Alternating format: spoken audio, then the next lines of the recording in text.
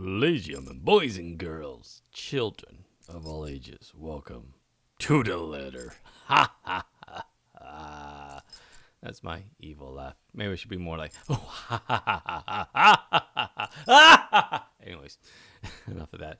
This is a game. Actually, disclosure, I guess. Someone sent me an email about this game, and it was someone in the team. They're trying to kickstart this game. Asked for my opinion on it, gave me a link. By the way, this demo is open to the public, so anyone can play it. So I thought I'd try it and record it while I try it. Don't even know if I can show this yet, but who cares? We'll try.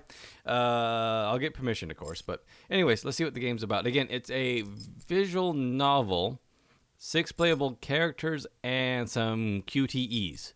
Let's see what the game's about then. I think this is going to be about 15 minutes, they say, and watch the video be 3 hours long. New game. Ah! Again, this is in the spirit of Halloween. Also in the spirit of Halloween, I'm eating apple pie. Or no, drinking apple pie whiskey. Don't question it, it is. Anyways, the Ermengrade Mansion. Ermengrade. Yeah, I had it right. Why don't I put my mouse over there? It was built for Lord William and Lady Elizabeth Ermengarde. Can I hit space? Nope. Okay. Click mouse. Both were well known for their compassion and generosity, never failing to extend a helping hand to anyone in need. Humble ambassadors of peace, beloved by their people. They had people? Have my people call your people? The seasons of joy eventually ended when the good nobles perished at the hands of the Great Plague. How long ago was this? I don't know. Their riches and legacy were henceforth passed on to their only child, Lady Charlotte Ermengarde. Ermengarde. She was orphaned at the age of 4. The mansion stood silent since the 1620s, a witness to a very long history of joy and pain. After the mysterious disappearance of Lady Charlotte, the great house was left abandoned. You think some realtor would have got in on that? I mean, it looks like a lovely Victorian. And this is where it all began. Surrounding villagers spoke of seeing and hearing unearthly things. Cries and howls filled the night, and hearsay of a mysterious woman that roamed aimlessly. Her name was Betty, if you guys would have bothered to ask. People who dared enter its hall were simply never heard of again.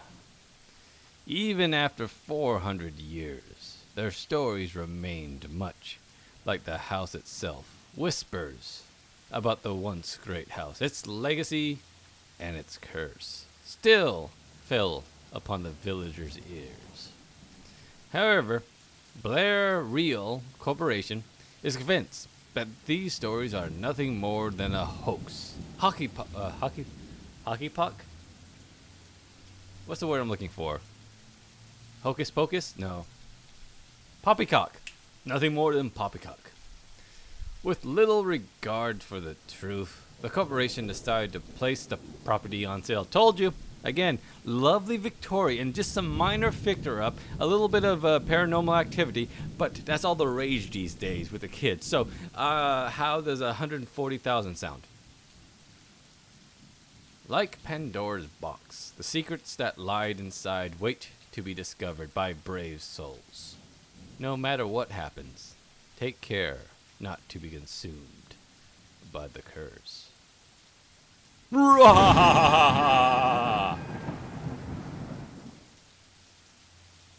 The first thing they got to do is remove that dead body from the wall. Repaint it. Maybe give it a lighter color. Anyways. Good luck. Isabel. Isabel, the birds are flying, your phone's ringing. Mushy mush. Isabella? Are you there? Why did those birds pop out of existence? Immediately, I recognize the anxious, jittery voice coming from the other end. Oh, hey, Rolls. I'm still at St. Goroti. Sorry, Rose, I've been drinking. Goriti High. What's the matter? We anxious voice, right? What do you mean? What's the matter? It's the Manson, silly. I'm here and you're late. Jeez, we're on shift together. You promised. Oh my good. OMG. Don't tell me you forgot that we were planning on leaving. You weren't planning on leaving me to check this place out on my own, were you? Or did you chicken out? Bye-bye! Calm down. You know I take my promises seriously. I like to believe that, so please hurry up and get here. This place is huge. Echo. A bit too quiet since no one's lived here since, forever, but beautiful nonetheless. Why are you so surprised? This isn't the first time you've been there. I know. I just wish I can live in a place like this. This really takes your breath away. Yeah, well, I wouldn't be so sure about that. And after the rumors, say that it's haunted. Jeez, never mind the rumors. Ghosts aren't real after all. And even if they are, which they aren't, they can't do anything. They're nothing but spirits. You don't know that! They might be listening to you right now. Now I'm the anxious one. And they might not be happy with you enough to use their supernatural ghost powers to curse you. No offense, sweetie, but that's a bit of a stretch. Believe it or not, I'm walking on air. It's better to be careful. Right. Anyways, get here ASAP, please. I'm getting bored on my own. Maybe we could have dinner by the candlelight, look into each other's eyes longingly. Fine. Let me just finish up here. I'll be there as soon as possible. Okay, see ya. Bye. Konnichiwa. Oh, no, it's sayonara. Rose, still charming as ever. How many birds are gonna fly by? Who's that? I look up from my phone to see Becca. I gave you this voice, god damn it! She gives me a questioning look. Oh, nice little animation there. The breathing animation is a bit much, but be honest, when most women breathe, their breasts don't expand. Oh, that was Rose. She's an agent like me, an agent of S.H.I.E.L.D. We're scooping out that big mansion down out of the Salem village. Today's short of its grand opening to the public. The corporation wants us to check it out one last time before we let potential buyers tour it. Shouldn't you be cleaning up instead of looking at it? Damn it, I gave her that voice. A mansion! You mean that big spooky mansion you're telling me about? Didn't you keep telling us how it gave you the creeps and you have to go there? Well, I did promise Rose I wouldn't ditch her. And besides, a job's a job. Someone's gotta do it. Gotta do what you gotta do to make a living.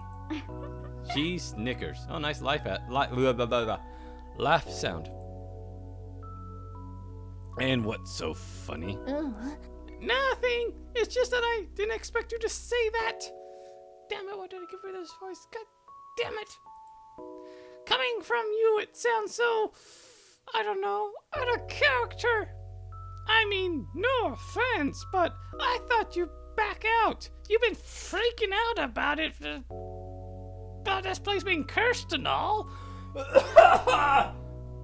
Sorry. Isn't your mantra morality and personal beliefs over money? Morality. No, not all the time. Besides, because of the rumors, Blair Realty is desperate to sell the lot, and the agent who lands the deal is going to get a big bonus. I could really use the extra moolah. You and me both, sister. Mama called last night. Papa isn't getting much better. Okay, yeah, to make us feel guilty, like you just don't want this money for your cosmetic surgery or whatever. Better, ain't getting any better. They asked us for more money to help with the bloating hospital bill. A sympathetic look crosses Becca's pale face. Go out in the sun a little bit. A little bit. I said bit. I didn't add a CH at the end of that. I just said bit. Life back home's rough, ain't it? A little bit, yeah. It would help if I wasn't the only one in the family who has a job. Though tough was an understatement though. The burden of feeding 8 mouse, and settling Papa's bills rested on my shoulders. I can't say shoulders for some reason. It's a weird. I have a speech impediment. Occasionally I get hung up on odd words for some reason. Anyways, I barely have any money left for myself. It's used to be so easy back when Papa was in good shape and he was the champion of the world. I mean, a bodybuilding champion of the world. Ever since his diagnosis with cancer, he had no choice but to leave his job. I just wish my drunkard older brother would lend a helping hand. But Lord knows if that'll ever happen. I notice that you've been living off instant noodles for the past few weeks. What's wrong with that? Completely healthy form of salt. And lots of salt. She crossed her arms and grimaced at the thought. Chauvinist. Don't say the word. I still love ramen. Immediately, I realized once I was adding enough seasoning that it actually counted as 99% of my salt intake in one meal. So, very healthy for someone with a heart problem. Stop eating junk! That cheap even. They're cheap. They're cheap, but they're not good for you. You don't want to end up in the hospital like your father, do ya? Why did she have whatever, fuck it. Her voice raises as she scolds me. It's clear. It's a command, not a... Well, you buy me dinner, you... I'm not entirely sure if I should be happy or annoyed. I'm glad someone's looking out for me, but Rebecca's domineering attitude is only good in the bedroom. Can be such a pain at times. She's more controlling than Mama, and that's saying a lot. Yeah, I'll stop when you're dead. I grumbled, but she didn't seem to care that much. She gave me a warm smile that lit the room even more than the sun itself. Good. Look, if you need anything, tell me, and I'll help you in any way I can. Do you understand? You don't have to do this alone. We can do it together every night. Maybe I can lend you money, and you can pay me back, whenever, or in sex. Thanks, Becca. Why do I make all this dirty? I'm a dirty old man. I really appreciate it, but, I'm not a fan of borrowing money, especially since that last loan shark broke my legs. You and your pride, but suit yourself. That offer stands on the table, though. I nod in response. She takes a quick glance at the wall clock above the chalkboard. Well, enough chit-chat. Lunch is ending and my students will be back any minute. Oh, wait a minute, are we teachers? I thought we were students. Well, at least that makes the conversation... Is that part of her shirt not moving? Excuse me. Catch up later. Good luck with your client. Wink, wink. And she disappears into nothing. She turns to her desk, sloppily turning the pages of a rather thick textbook about Mesopotamia. Hold on, I'm gonna read this damn word. Mesopotamia. I reckon she's trying to work out her lesson plan for next week. But her eyes are distant, and she doesn't seem too attentive to whatever is on at that book. Ba ba ba ba ba. I am not a reader. It's obvious. Something else occupies our thoughts. You sure you can manage on your own though? I mean, you're still a bit of feverish. You shouldn't even be working right now. Hey, she popped back into existence. Yay! Oh, hush, dear. Don't you worry about me. What it doesn't kill me makes me stronger. Footsteps a little stronger. I'm not lonely now that I miss you. I don't know the damn song. I'm sorry. I don't listen to Karen Clarkson. I'll just drink some whiskey and I'll be as right as rain. I hesitate for a moment. Becca and I are neighbors. She was the first to welcome me when I moved here to England. We're in England? Well, maybe the Irish accent or slight one isn't bad. You're a bastard. Maybe I should give this the inappropriate one. She's brazen, feisty, not fetish, that's what you call a Freudian slip. And always had more stories to tell about her students and the many love affairs. Well, we quickly became friends. And with my family staying in the Philippines... Oh, by the way, the developer of this game is actually from the Philippines. So, just a quick side note there. She filled the void and became a welcome sort of sister to me. I'm just making up my own damn story at this point anyways. Becca had a cold a couple days now. And despite my advice to take the week off and rest, she went ahead and worked anyways. She's the one giving me advice not to eat ramen. Go home, rest, relax. You're giving me the cold and I don't have enough money for cough syrup. I have to drink whiskey. I caught her trying to sneak out this morning.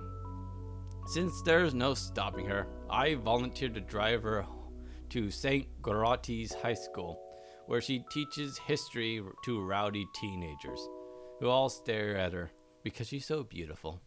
You're so beautiful to me. Not exactly the easiest job in the world, but I guess it's perfect with her boisterous and somewhat bossy persona. Oh, Belle, will you ever leave that beast? Oh, hey now. That's right, Z-Snap. Becca, I like that. The animation is nice. I like that, that's cool. Becca clicks her fingers, and it actually had a sound effect to it, like this. Anyways, Becca clicks her fingers, snapping them at me. Girlfriend, with that dress? Anyways. Seriously, lady, I'll be fine. For now, just go to work and stop making that Rose girl wait for you. I'll call you if I still feel bad, and you can come pick me up if it makes you feel any better. Understand? Her voice changed. She gives me a reassuring smile. I sigh, defeated. All right. I'll see you later, okay? She nods and makes a noise. Of course. With a wave goodbye, I leave her alone to her classroom and her thoughts. Okay, so we're not in a classroom at all. We just dropped off a friend. We have nothing to do with the classroom. We're just a real estate agent, maybe, possibly, in a city that only has 5 birds circling the high school. They're vultures. There's someone down the roof. Buzzards, as we call them in... the same buzzards! Anyway. By the way, quick question. Does anyone else call them buzzards? Or is it just us in the Southwest? America Southwest. Okay. My car parked down the street just outside the campus grounds. The mansion is some ways out in the countryside. As I pass by a couple of buildings, I'm about to turn on the radio when my phone rings again. I pick it up without looking. Hands-free! You're a danger! Don't text and drive. Don't drink and drive. Don't smoke and drive. Just don't do crack. I neatly tuck it between my ears and shoulder. Rose? Guess again. That voice. Ash? Bingo! You guessed it. Even though I did a creepy voice. Hey, what's up?